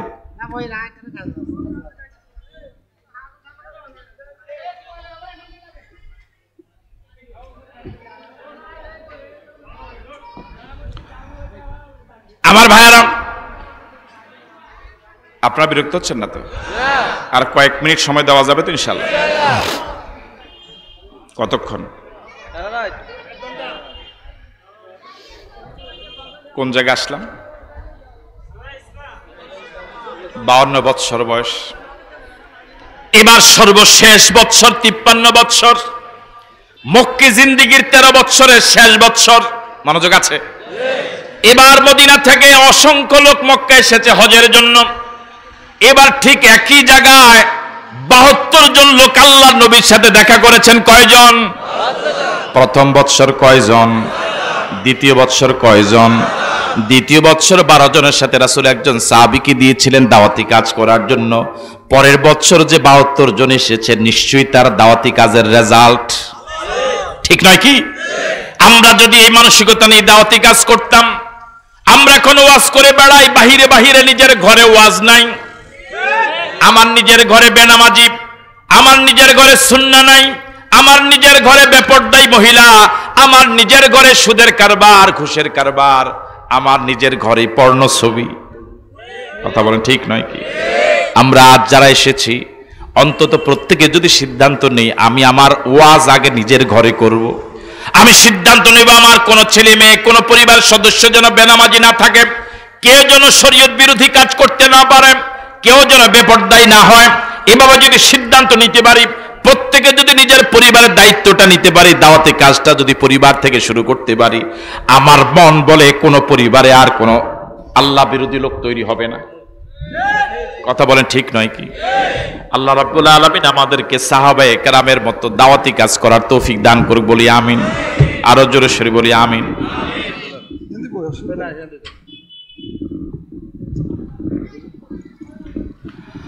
আমার ভাইয়েরা, সর্বশেষ তৃতীয় আকাবার বছর আসলেন কয়জন? এই তো ভুলে গেছেন কয়জন? এই 72 জনের ভিতরে 70 জন হলেন পুরুষ, 2 জন হলেন মহিলা। আল্লাহু আকবার বলবো। এই 72 জন শপথ নিলেন। আল্লাহ নবী রাতের অন্ধকারে আল্লাহ নবীর সাথে ওরা দেখা করলেন। আল্লাহ নবী ওদেরকে বললেন, গভীর রজনী, চতুর্দিকে গোয়েন্দাদের নজর, খুব লম্বা বক্তৃতা দেওয়া যাবে না, অল্প সময় প্রত্যেকে কথা শেষ করো। হযরত আব্বাস তখনও কালেমা পড়েন নাই। আব্বাস রাসূলের সাথে গিয়েছিলেন। আব্বাস অনুমতি পেয়ে বললেন, সর্বপ্রথম আমার কিছু কথা আছে। আব্বাস বললেন, শোনো, তোমরা আমার ভাতিজা মুহাম্মদকে মদিনা নেওয়ার প্রস্তাব দিচ্ছ, শপথ করেছো তার হাতে। মুহাম্মদ আমার আপনজন, আমাদের আপনজন। এখানে অনেক বংশের লোক আছে, যত বিপদে আসুক না কেন কেউ না কেউ তার আপনজন আছে, কিন্তু মদিনায় তো এটাও নাই। তোমরা মদিনায় নিয়ে মুহাম্মদের জানমালের নিরাপত্তা দিতে পারবে কিনা? ওই 72 জনের মাঝে সবাই দাঁড়িয়ে দায়িত্বহীন কণ্ঠে সিদ্ধান্ত জানিয়ে দিল, আমাদের জীবন থাকতে মুহাম্মদের উপর কোনো আঘাত আসতে দেব না। আল্লাহু আকবার। আমাদের জীবন চলে যেতে পারে, মুহাম্মদের শরীরের উপর কোনো আঘাত আসতে দেব না। শপথ বাক্য শেষ, ওনারা মদিনায় চলে গেলেন। রাসূল করিম সাল্লাল্লাহু আলাইহি ওয়াসাল্লাম সাহাবায়ে কেরামদেরকে ইঙ্গিত দিলেন, তোমরা প্রত্যেকে নিজ নিজ গতিতে মক্কা ছেড়ে মদিনায় চলে যাও। রাসূলের যাওয়ার সময় একদম সাহাবায়ে কেরাম আল্লাহর নবীর পরামর্শ পেয়ে মক্কা ছাড়া শুরু করলেন। মক্কা থেকে মদিনা যেতে যেতে, হিজরত করে যেতে যেতে মক্কা একেবারে খালি। সব সাহাবায়ে কেরাম, নারী পুরুষ যারা মক্কা ছেড়ে মদিনায় গিয়েছিলেন, সবাই গিয়েছিলেন রাতের আধারে গোপনে। একমাত্র সাহাবী হযরত ওমর ফারুক রাদিয়াল্লাহু তাআলা আনহু রাতের আধারে হিজরত করেন নাই। তিনি হিজরতের উদ্দেশ্যে বের হয়েছেন দিনের আলোতে। নাঙ্গা তলোয়ার হাতে নিয়ে বের হলেন। তিনি ঘোষণা করলেন মক্কার জনগণকে লক্ষ্য করে, আমি খাত্তাবের ছেলে ওমর, আমি হিজরত করার উদ্দেশ্যে মদিনায় রওনা হয়েছি। কেউ যদি চায় তার স্ত্রীকে বিধবা বানাতে, কেউ যদি চায় তার সন্তানকে এতিম বানাতে, সে যেন আমার সামনে এসে দাঁড়ায়। এমন ঘোষণা দিনের বেলা উচ্চ আওয়াজে দিয়েছিলেন। আল্লাহর কসম করে বলি, মক্কার সাহসী পুরুষেরা একজনও সাহস করে নাই। আসলে এদের থোঁতায় যত জোর, কলিজায় অত জোর। ওরে কথা কয় না কা, ঠিক কি? ওদের থোঁতায় যত জোর, এতদিন পারে না হযরত ওমরে মাইরেলা, এই করে সেই করে, কিন্তু ওমর তো কইছে আয়। এখন আর হযরত ওমরের সাথে 20 জন রওনা হলেন। সব মক্কা ছেড়ে মদিনায় চলে গেলেন। এখন মক্কায় রয়ে গেলেন মাত্র হাতে গোনা কয়েকজন।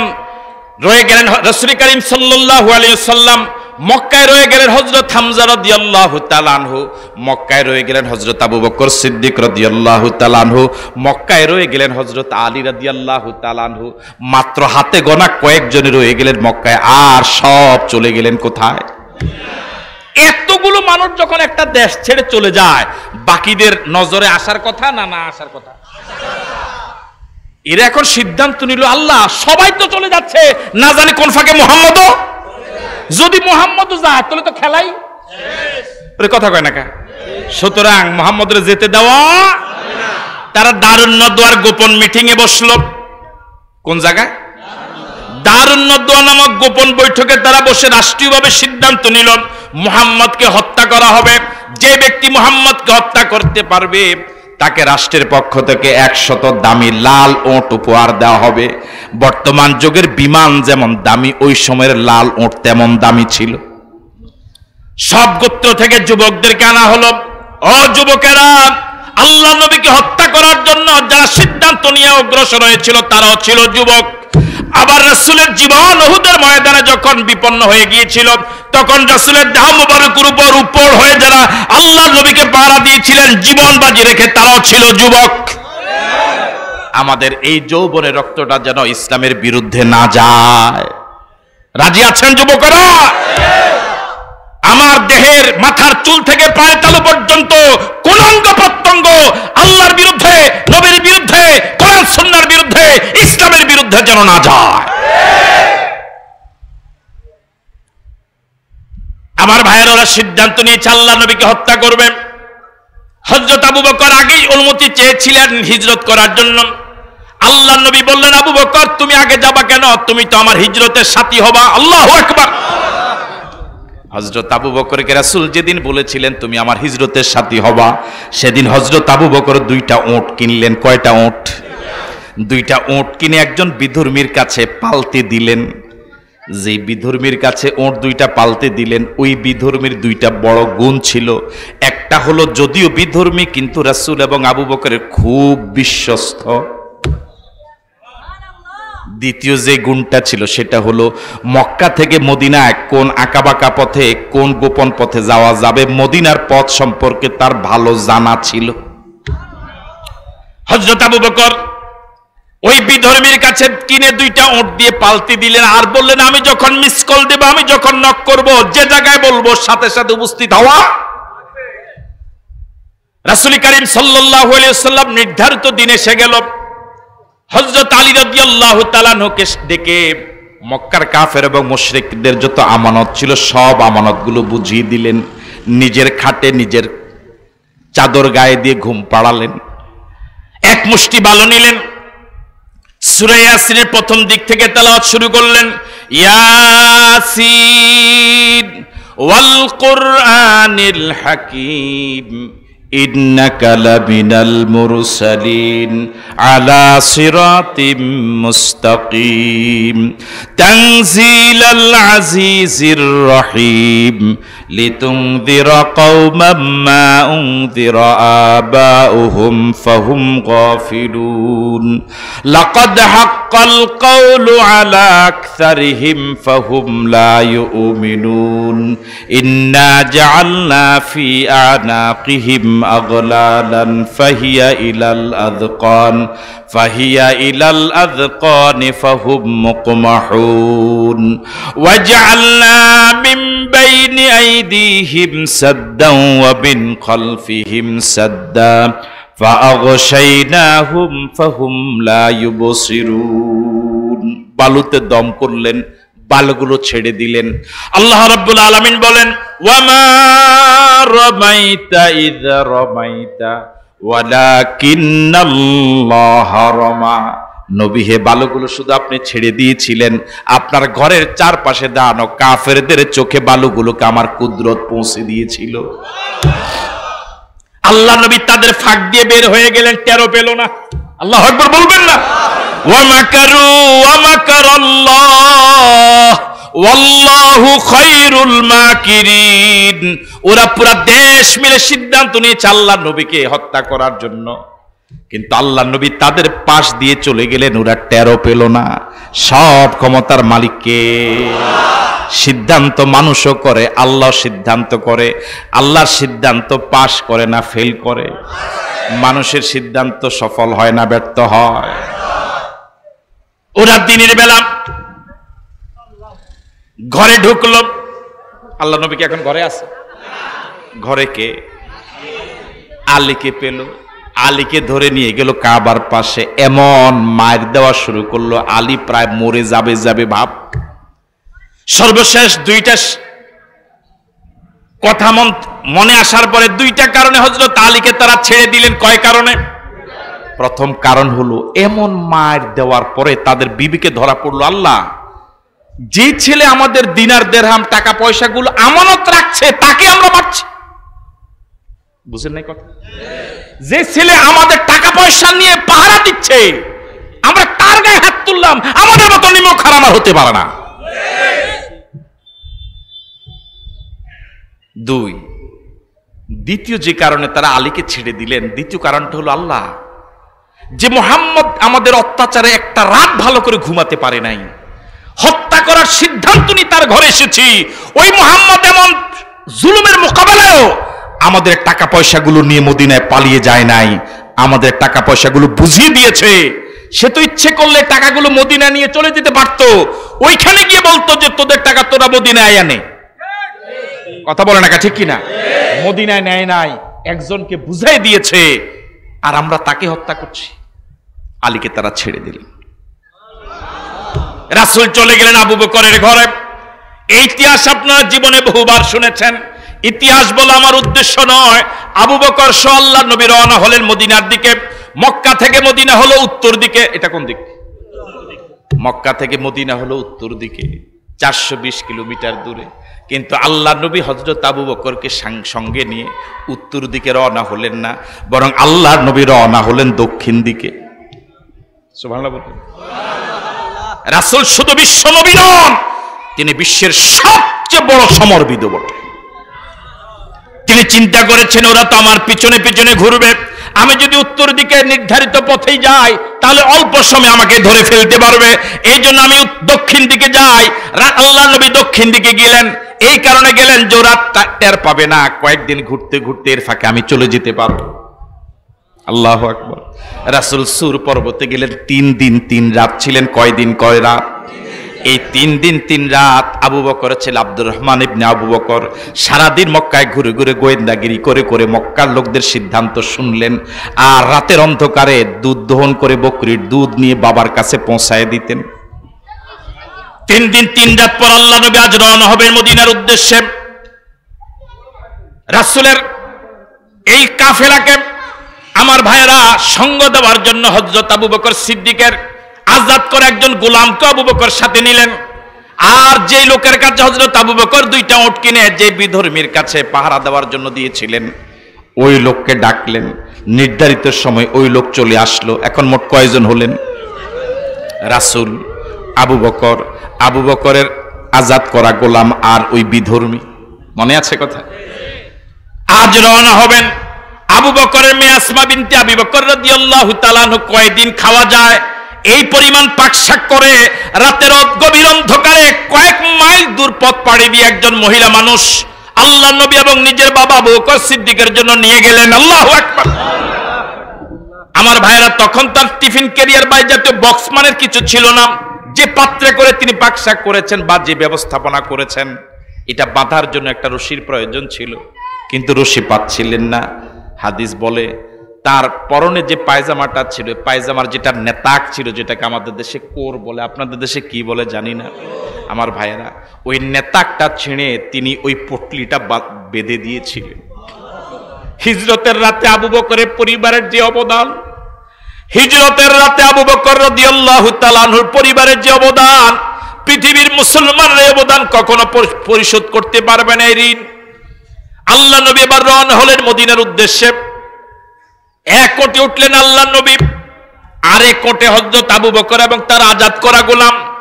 আর যে বিধর্মীটা ওট লালন পালন করেছিলেন এতদিন পর্যন্ত, যাকে পথ দেখানোর দায়িত্ব দেওয়া হয়েছিল, তিনি আল্লাহর নবীর উটের লাগাম ধরে ধরে সামনে সামনে হাঁটছে। জোরে বলেন। যে পথ দিয়ে মদিনা যাচ্ছেন, সাগরের পাদদেশ দিয়ে, এই পথে আবু বকর সিদ্দিক জীবনে বহুবার ব্যবসায়িক কারণে এদিক সেদিক গিয়েছেন। এই জন্য আশেপাশের লোকেরা আবু বকরকে চিনে, কিন্তু এই পথে রাসূল আর কোনোদিন যান নাই।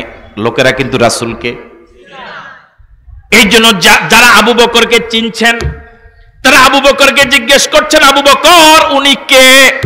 আল্লাহু আকবার বলবেন না? কি চমৎকার জবাব দিয়েছিলেন মক্কার কাফের এবং মুশরিকদের প্রশ্নের জবাবে। আবু বকর সিদ্দিক রাদিয়াল্লাহু তাআলা আনহু সেদিন জবাবে বলেছিলেন, হুয়া ইয়াহদিনি, তিনি আমাকে রাস্তা দেখান। আবু বকরের রাস্তা বলতে দুনিয়ার রাস্তা বুঝাইছে না, জান্নাতের রাস্তা।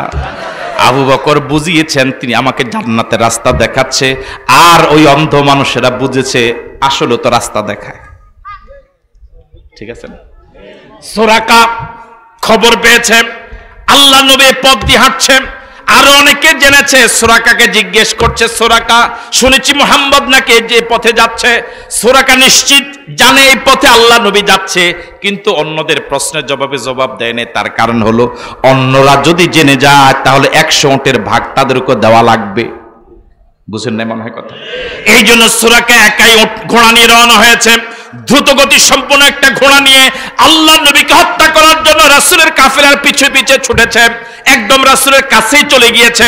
আল্লাহ নবীকে একটু দূরে গেলে আঘাত করা যায়, এমন সময় আল্লাহর কুদরত, রাসূলের মুজিজা, সুরাকা যে ঘোড়ার উপর আরোহণ করে গিয়েছিল হত্যা করার জন্য, ওই ঘোড়ার সামনের 2 পাও বালুতে ডেবে গিয়েছে।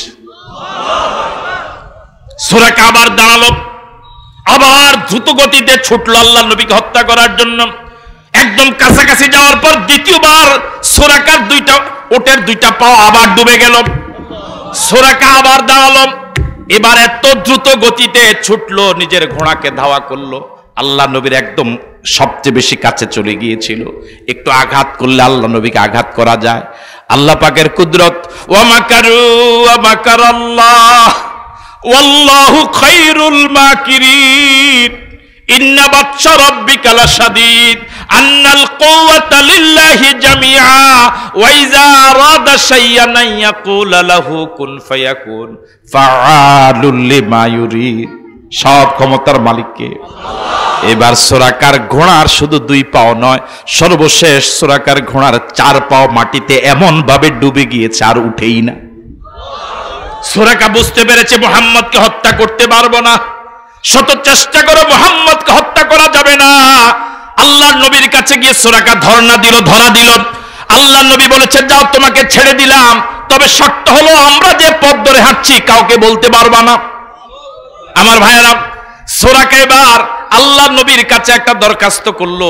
সুরাকা নিশ্চিত যে মুহাম্মদ মক্কা ছেড়ে যাচ্ছে, অল্প দিনের ব্যবধানে মুহাম্মদ আবার মক্কা দখল করবে, তখন তো আমি সুরাকার জীবন রক্ষা হবে না। এই জন্য সুরাকা বলছে, মুহাম্মদ আমি তোমার কাছে একটা দরখাস্ত পেশ করি, আপনি আমার জন্য একটা নিরাপত্তা নামা লিখে দেন, যাতে করে মক্কায় আপনি ঢুকলো আপনার লোকেরা যেন আমাকে না মারে। রাসূল হযরত আবু বকর সিদ্দিকের পিছনে যে তার আজাদ করা গোলাম, তিনি লেখাপড়া জানতেন, তাকে বলে দিলেন আমার পক্ষ থেকে একটা নিরাপত্তা নামা লিখে দাও। আল্লাহ নবী মদিনায় ঢুকে গেলেন। মদিনা যাওয়ার আগের শহর কুবায় রাসূল 10 দিন ছিলেন। কয়দিন? এই 10 দিন পরে এবার মদিনার মূল শহরে ঢুকবেন। আল্লাহ নবী এবার ঢুকলেন মদিনায়। সাহাবায়ে কেরাম মদিনায় যারা ছিলেন পূর্ব থেকে, নারী পুরুষ আবাল বৃদ্ধ বনিতা, মিছিল শুরু করলেন। মদিনায় আনন্দের হিল্লোল বয়ে গেল, আনন্দের জোয়ারে ভাসছে মদিনার জনগণ। সর্বপ্রথম যে ব্যক্তি দেখেছিল সে একজন ইহুদি। মদিনার লোকেরা নারী পুরুষ সকলে প্রত্যেকদিন সকালবেলা মক্কা এবং মদিনার সংযোগস্থলে এসে সকালবেলা বসতো, আল্লাহ নবীর কাফেলার অপেক্ষা করত। যতক্ষণ পর্যন্ত সূর্যের আলো সহনীয় ছিল ততক্ষণ পর্যন্ত থাকতো, সূর্যের আলো অসহনীয় গেলে তারা উঠে যেত। যেদিন আল্লাহ নবী মদিনায় ঢুকলেন, ওই ইহুদি ছাদের উপরে উঠেছিল কোন এক কারণে। হঠাৎ তার নজরে আল্লাহ নবীর কাফেলা ধরা পড়লো। সে সকলকে চিৎকার করে জানিয়ে দিল, ও মুসলমানেরা, যার অপেক্ষা প্রতিদিন সকাল থেকে দুপুর পর্যন্ত এই জায়গায় বসে থাকো, ওই যে দেখো তোমাদের মুহাম্মদ মদিনায় ঢুকছে। আল্লাহু আকবার! ওই দেখো তোমাদের নবী মদিনায় ঢুকছে। সাহাবায়ে কেরামের মাঝে আনন্দের হিল্লোল বয়ে গেল। সাহাবায়ে কেরাম মিছিল সহকারে নবীকে নিয়ে মদিনায় রওনা হলেন। সবাই আবদার করছেন, হুজুর আমার বাড়িতে মেহমান হন, আমার বাড়িতে মেহমান হন। রাসূল এখন কোথায়? আপনারা কোথায় আছেন? সাথে সাথে আছেন তো? দেখছেন তো পরিবেশটা? সবাই পেরেশান রাসূলকে মেহমান করার জন্য। রাসূল সিদ্ধান্ত জানিয়ে দিলেন, আমি আমার উটটা যে জায়গায় গিয়ে নঙ্গর করবে, যে জায়গায় স্টেশন করবে, যে জায়গায় থামবে, আমি ওই জায়গায় নামবো। বর্তমানে মসজিদে নববী যে জায়গায়, আল্লাহ নবীর উট ওই জায়গায় গিয়ে নামলো। আল্লাহু আকবার! রাসূল উট থেকে নামলেন। সাহাবায়ে কেরাম আবদার করলেন, হুজুর আমার বাড়িতে আসেন, কারো না কারো বাড়িতে তো মেহমান হওয়া লাগবে। রাসূল সিদ্ধান্ত জানিয়ে দিলেন, এই জায়গা থেকে যার ঘর সবচেয়ে কাছে আমি তার ঘরে যাব। সর্বশেষ হিসাব করে দেখা গেল এই মসজিদ নববীর এই জায়গা থেকে সবচেয়ে কাছে হলেন আবু আইয়ুব আনসারী রাদিয়াল্লাহু তাআলা আনহুর বাড়ি। আল্লাহু আকবার! আবু আইয়ুব আনসারী রাদিয়াল্লাহু তাআলা আনহু এমন সৌভাগ্যবান সাহাবী যার বাড়িতে রাসূল প্রথম মেহমান হলেন।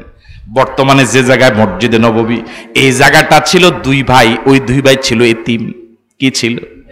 রাসূল এই 2 ভাই থেকে এই জায়গাটা কিনে নিলেন। এই জায়গাটা ছিল খেজুর গাছের বাগান। রাসূল জায়গাটা কিনে নেওয়ার পরে মসজিদ বানাবেন, সব খেজুর গাছগুলো কেটে ফেললেন, জায়গাটা পরিষ্কার করলেন, মসজিদের উপযোগী বানালেন, সমতল ভূমি বানালেন। খেজুর গাছগুলোর কাণ্ড দিয়ে আল্লাহ নবী মসজিদ নববীর ফিলার বানালেন। আর ওই কেটে ফেলা গাছগুলোর ঢাল দিয়া আল্লাহ নবী মসজিদ নববীর ছাদ এবং দেয়াল বানান। রাসূল এখন কোথায়? রাসূল মদিনা যাওয়ার পর 3টা কাজ করেছেন। কয়টা কাজ? একটা মসজিদ বানালেন। এটা শুধু মসজিদ নয়, এটা রাষ্ট্রের সচিবালয়। এটা শুধু মসজিদ নয়, এটা রাষ্ট্রের সংসদ ভবন। এটা শুধু সংসদ ভবন নয়, এটা আল্লাহর সাথে সম্পর্কের মার্কাজ, সেতু বন্ধন। ঠিক আছে কথা? দ্বিতীয়ত রাসূল যে কাজটা করলেন, ওই হিজরতের আগের বছর যে 72 জন গিয়েছিলেন, তারা ছিলেন আউস এবং খাজরাজ গোত্রের। এরা যাওয়ার কিছুদিন আগে তাদের মাঝে এক রক্তক্ষয়ী সংঘর্ষ হয়েছিল, যাকে বুয়াসের যুদ্ধ বলে। যদিও মুসলমান হয়েছে, কিন্তু আগের যুদ্ধের লেশ এখনো। রাসূল মদিনা যাওয়ার পরে ওই মুসলমানদের মাঝে সব হিংসা বিদ্বেষ দূর করে, মারামারি কাটাকাটি হানাহানি দূর করে, তাদের মাঝে এক আন্তরিক বন্ধন, ভ্রাতৃত্বের ভালোবাসা তৈরি করে দিলেন। কয়টা কাজ গেল? আর আছে কয়টা? মোট কয়টা? সর্বশেষ রাসূল যে কাজটা করলেন সেটা হলো, রাসূল মদিনা গিয়ে দেখেন মদিনার চারপাশে শুধু ইহুদিদের বসতি। বনু নজির, বনু কাইনুকা, বনু কোরাইজা, ইহুদিদের বড় বড় শক্তিশালী গোত্রগুলো, আল্লাহ নবী চিন্তা করলেন এদের সাথে যদি আমি কোনো সম্পর্ক তৈরি না করি এদের দ্বারা আক্রান্ত হওয়ার সম্ভাবনা আছে। এই জন্য রাসূল তাদের সাথে গিয়ে চুক্তি করে ফেললেন, যাকে বলা হয় মদিনার সনদ। কি বলা হয়? রাসূল বললেন যে আমাদের উপর আক্রমণ হলে তোমরা আমাদের পক্ষে থাকবা, তোমাদের উপর যদি কেউ আক্রমণ করে আমরা তোমাদের পক্ষে থাকবো। ঠিক আছে কথা? আমরা নিজেরা নিজেরা মারামারি। এই দেশটাই মদিনাটা তোমাদের যেমন আমাদেরও তেমন।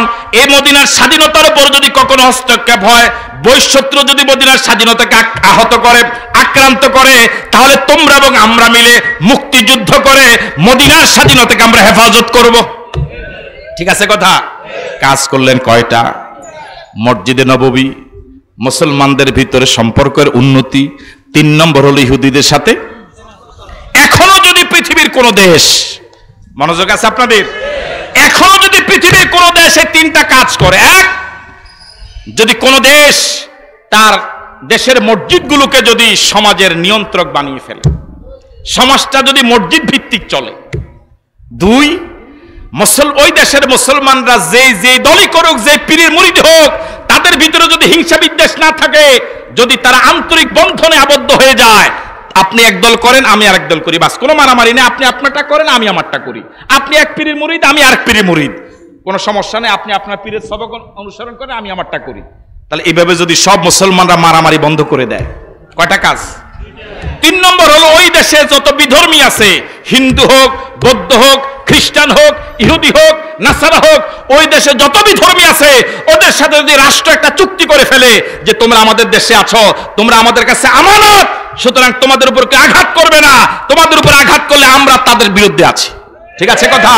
এইভাবে যদি কোন দেশ যদি 3টা কাজ করে ফেলে, বলুন তো ওই দেশে মদিনার শান্তিময় বাতাস, কথা বলেন, আসবে কি আসবে না? আরো জোরে আসবে কি আসবে না? ওং শান্তি বলে যদি রক্ত বমিও করেন শান্তি আসবে না, শান্তির জায়গায় যাওয়া লাগবে।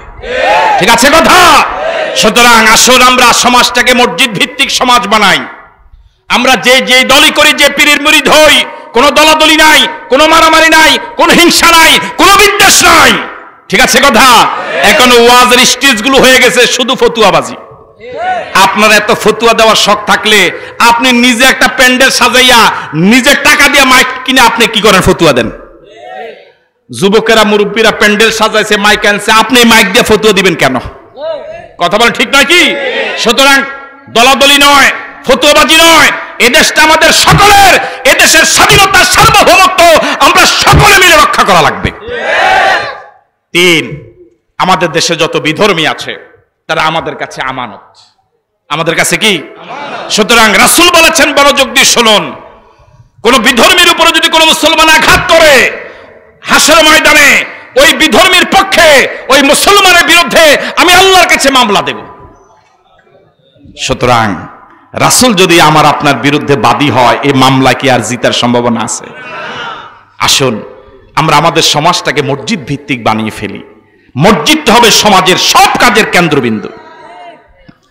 আমরা পরস্পর দলাদলিগুলো বন্ধ করে দেই, আমরা অন্য ধর্মের লোকদের সাথে শান্তিময় অবস্থা বিরাজ করার জন্য চেষ্টা করি।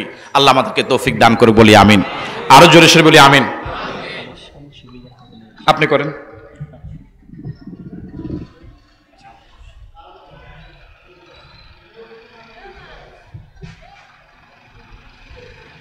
আল্লাহ পাক আমাদেরকে তৌফিক দান করে, বলি আমিন। আমার কথায়, আমার আলোচনায় যদি কেউ দুঃখ প্রকাশ করে থাকে আমি ক্ষমা সুন্দর দৃষ্টি কামনা করছি। আমি অনেক দূর থেকে এসেছি, মুসাফির মানুষ, আমি আর সময় নিচ্ছি না, আমরা এখানে বিদায় নিচ্ছি। আর কি কোনো কর্মসূচি আছে? হ্যাঁ, আচ্ছা ঠিক আছে, ইনশাআল্লাহ একজন মেহমান আছেন।